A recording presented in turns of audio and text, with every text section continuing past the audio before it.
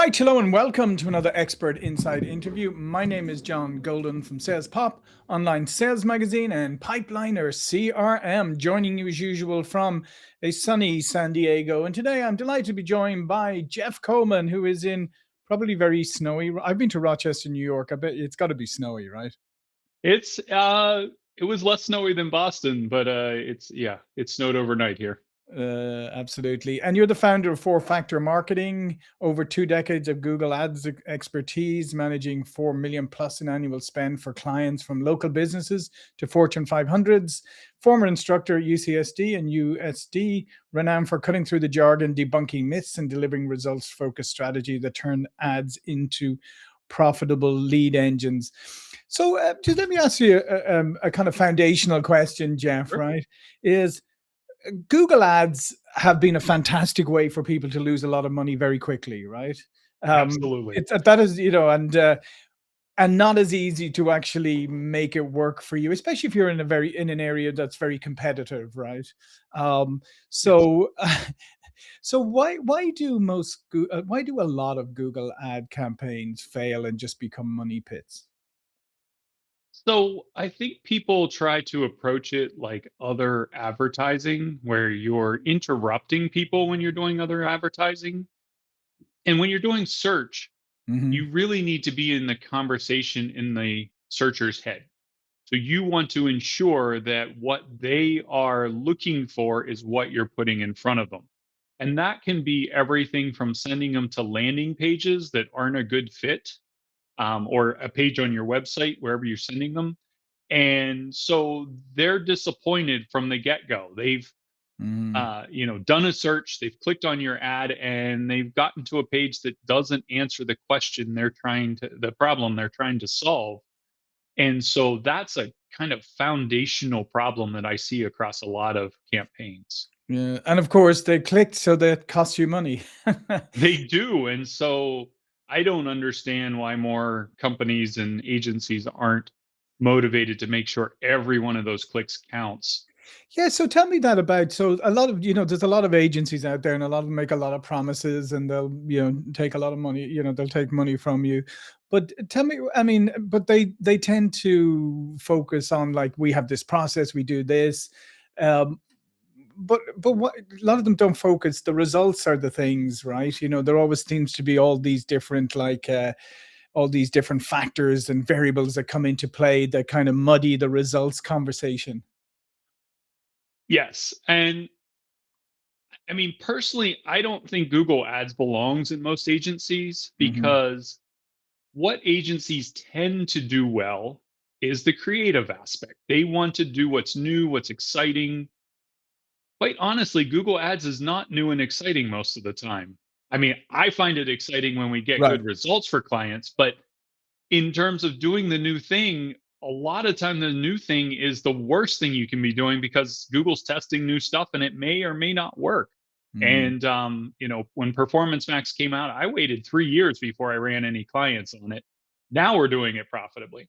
Right. So I think that they are approaching it in the wrong way. I actually worked for an agency for a little while, and I'd have the president would come in and see me about once a quarter and ask, what's new on Google Ads that we can sell to clients? And I'm like, well, I think they like the fact that, for every dollar they put in, they're getting a couple dollars out. Yeah.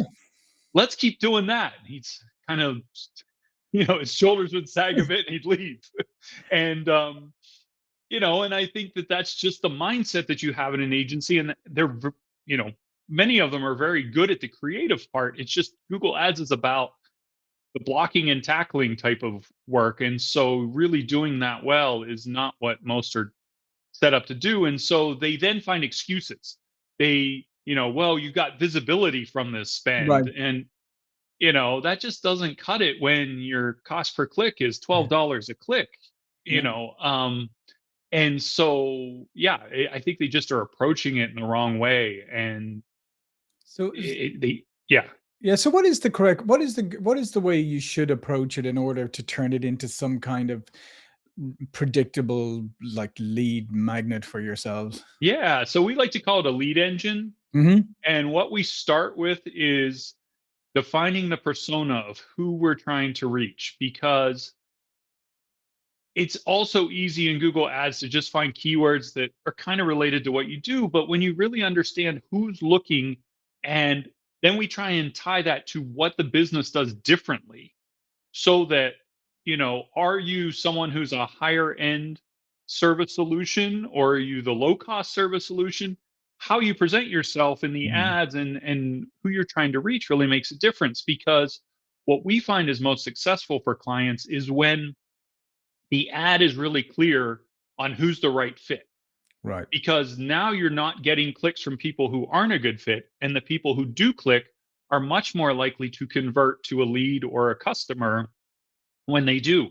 So, and then making sure that flows through to the landing page, and the landing page is really clear about why this is a good fit for Mhm. them in particular, not everyone. Yeah. And, and then hopefully the client has good processes on the back end to turn them into an actual customer. Yeah, so it's all about, I mean, obviously at the end of the day, it's all about doing your research properly and really getting down. And that probably is one of the things that undoes people most, is not getting granular enough with who their target is. Yeah, and just not really understanding them. Mhm. Um, you know, so many when I'm working with small business owners, they say, "Well, we can help anyone," and Yeah, yeah, of course. I'm like, "You got to stop that right here and now, Mhm. because yes, you could in theory, but in practice, you don't." Yeah. And so, really trying to get to that. When I'm working with marketing folks at a bigger company, they get that, but it's still, they don't always see that that makes sense in Google Ads until we explain it and show them the process, and then they buy into it much more solidly. Yeah. Because it's almost as much about excluding what you don't, excluding the wrong audience as it is to, attracting the right one, right? I mean, excluding is big. Absolutely, and because you're paying per click, that is super important. If you're getting traffic to your website because you did search engine optimization, and Mhm. most marketers don't care about that at all, and I can see why. But when you're paying per click, it's super important, and that's also the reason we don't try and push our clients into the number one position consistently, Right. because there a lot of people don't read when they do a Google search, they get the result and they think, yep, that's the right one, and they just click on it. We tend to find when people are in that second or third position, they tend to get better ROI, because that's the person who actually read further and said, oh, this is the right solution for me, let me click on this. So that's, I mean, even that would be counterintuitive for most people, wouldn't it? Because they'd be saying, I need to be first. I need to be the top. I need to be the first one. There's ego involved in this as well, and I try and convince people that their pocketbook will be, a little fuller if they let their ego go, and Mhm. are all right. And the way the algorithms work now, that's not so much about being first or not. Right. You have a lot less control over that than you used to, but it's still just not pushing to the, always be in the top position. Is a lot more economical, um, for lots of reasons. So what are some of the, maybe the myths or buzzwords or things that people need to be aware of and avoid? Yeah. So, a lot of people want to look at, what's their cost per lead. And that is very Mhm. important to look at. But what you really need to do is make sure you're breaking out any branded, ads you're running against your branded Mhm. terms versus non branded terms, Right. because that branded is going to bring down your cost per lead. But those are people who already knew about you. And yes, in most instances, it's worth spending that money to get them as a customer. But we don't want to think that that is new business. That is just Mhm. capturing the work you've already done. And hopefully you're paying a couple dollars at most to get them back as a Right. customer. Where, if you're looking at a new customer, you want to make sure your cost per lead makes sense for the service, or product that you're selling. And so really breaking those out, I think, is super important. I mentioned before the visibility, just Yeah.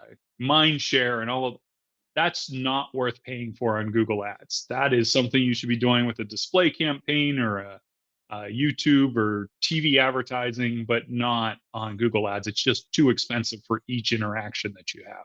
Yeah, so it's an expensive way of just doing pure awareness or Yeah, PR. and you don't even get the visual Mhm. Yeah. advantage that you get elsewhere. So I think it's even less valuable than visibility in most other advertising So venues. as Google Ads, as it keeps changing and going through iterations, is it getting easier or harder to generate the ROI? It's becoming a different animal to work with. So I've been doing this over 20 years. We started with, you had to come up with every variation of Mhm. keyword and everything that you could think of to try and just get enough traffic. And, at 25 cents a click, that made sense.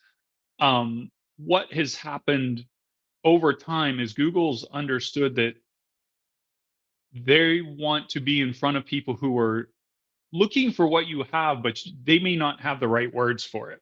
Mhm. And so search intent has become super important. What is easier is that you don't have to find all the keywords and Google will help you match them. What is harder is that you have less control. You don't, um, if you're using broad match, Google's going to match you against a lot of things that you're like, I Right. don't think that's a great fit. We Mhm. do use broad match a lot, but we use extensive negative keyword lists to balance that out. Because the odd thing is, over the last 10 years, 15% of searches every single month are completely new phrases. Hmm. That's And so, and a lot of that I think comes recently, at least, around a lot more voice searches. So yeah. people are, you know, saying two sentences to try and find what they're looking for and be specific. But, I understand why search intent really matters, but they're taking some of the control away. So what's become super important is the goals that you have and how you measure them and getting them as far down your funnel as you can. And with a number of our clients, we're even trying to feed in. We do primarily service businesses, so Right. leads are our, Yeah, yeah. what we are typically focused on. But when you can get all the way to, did that lead become a student at that technical school, or did they become an actual paying customer? That's what you want to feed back into the algorithm. So when you can get that all working well together, it does get easier in some ways Mhm. at the end of the day, but the upfront work I think is much harder than it used to be. Yeah. And then there's the other part too is, I mean, even if somebody's having some initial success, sometimes as they try to scale it, then that goes away, right? So talk to me a little bit about, how to effectively scale campaigns. That is a tough question sometimes, and it depends on what the volume is of what you're Mhm. looking at. So we see this with clients who are really pushing up against their budget limits Right. in terms of how much they can reasonably spend. Google will take your money if you say, I want to spend 50, 100% more. And a lot of times that will not be good traffic. Mhm. So scaling sometimes means finding other keyword Right. phrases and sets of keywords that you can target if you've bumped up against your maximum. And a lot of that is testing. But sometimes you can't scale, particularly if you are serving a local market. If you're serving a Right. national or international market, it's a lot easier to scale things up. But if you're serving a local market, you are going to find a ceiling that spending more does not equal the Right. same amount of leads at the same price. Mhm. They're going to get more expensive, and there's not a whole lot you can do about that. And tell me, what are the challenges? Say, there's obviously different challenges faced by a small local services business than there would be a Fortune 500. So what are the different challenges depending on what kind of business you are? Yeah. So, scaling and making sure there's enough volume in a market is often a challenge. Whether you are a local business or whether you are a business serving local markets, we have some Mhm. clients who are serving 30, 40 local markets. They run Right. into the same thing on for each location. um, so that's a big one for local businesses, and not just expanding your campaign and hoping you're getting better traffic, but really making sure that as you try and grow it, that you're continuing to get the right kind of traffic. For a larger company, it's finding the right markets and, um, you know, typically we don't do nationwide campaigns. We tend to, even when a company serves Mhm. nationally, we try and help them find markets that they can get a good ROI and stick to those until we really get the process going effectively, and then you can just scale up or not. Sometimes just staying focused where they are getting a really good ROI is the right thing to do Mhm. given their constraints. Yeah. So yeah, I think that you see just different things that get in the way of you being able to scale. And everyone, when you get a good ROI, most businesses want to spend more, but it doesn't always work. Yeah, So it that's the yeah. problem for small or big. It's just that the scale is different. Yeah, yeah. I mean, yeah, I mean, I think everybody's discovered that over time, where maybe you see something and you think, oh, this is great, and I can pay and I can get this. And then you think, oh, great, it's working, then I can scale. And then you realize you've already hit the ceiling on what they could Yeah. deliver for you. Here's another one. So people talk about quality score. What can you explain what that means? Oh, that gets complicated, but so there are different quality scores going on in your campaign. The most obvious one is your keyword, Hmm. and that's one that Google actually shows you.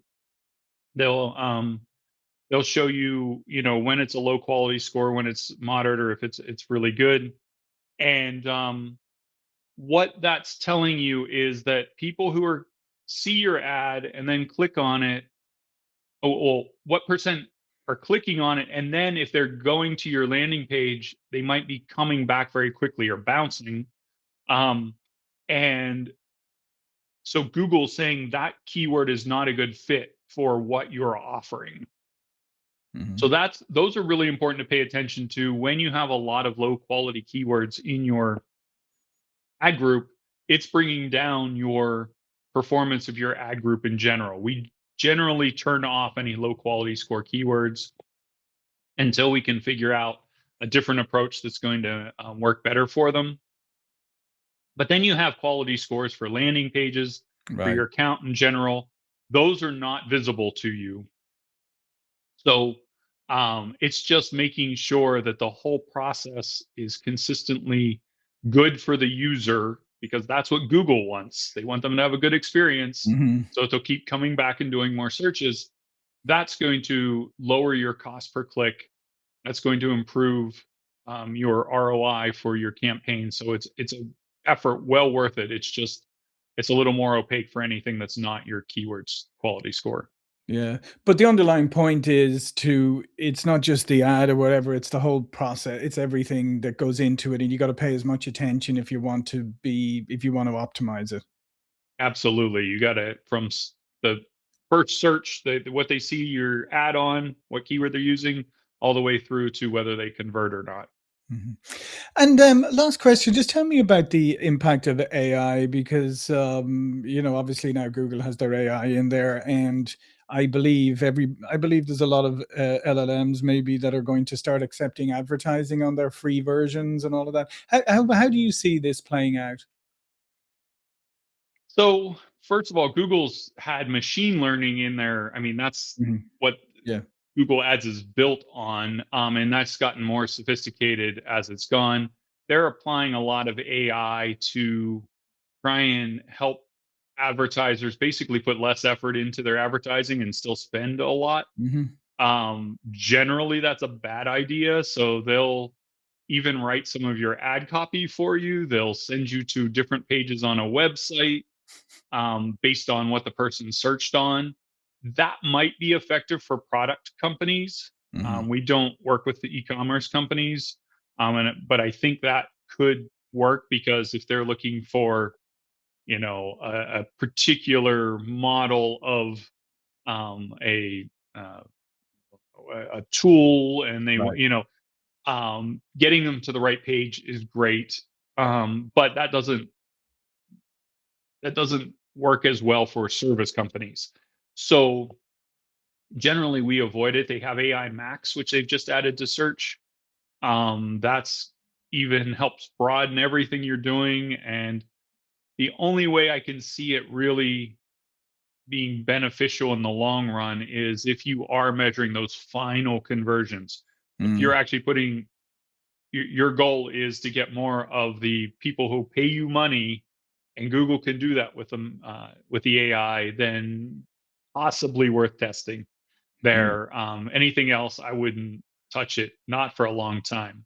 right. In terms of the AI, being able to do searches in different AI engines, um, yeah, I'm just waiting. I know that ChatGPT just changed their terms of service so that they can start putting ads in, and I think they just started.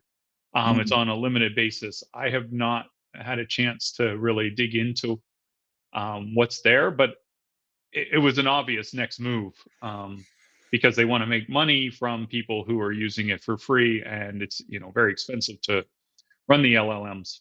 yeah, absolutely. So yeah, I see that as a great opportunity.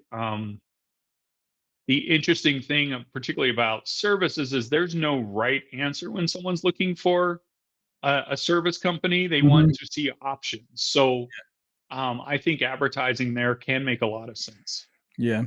As long as you've got the follow-up, that's Yes. the no, I have to say, I mean, I've discovered it. I mean, I've seen so many examples, myself, even personally over the last while of, contacting service businesses and, even going through their ads and whatever, contacting them, then you don't hear back from them, or you hear back like 4 days later or something crazy like that. Yeah, that's not acceptable at all in this day and age. And Exactly. yeah, the LLMs, supposedly the ads will be able to interact with you in Mhm. some way. So I'm very curious to see how that's going to play out. I've not seen that in action yet, but Absolutely. it should be good. Yeah. Well, listen, thanks very much, Jeff. This has been fantastic insights. All of Jeff's information will be below this video. But before we go, please do remind people about what you do.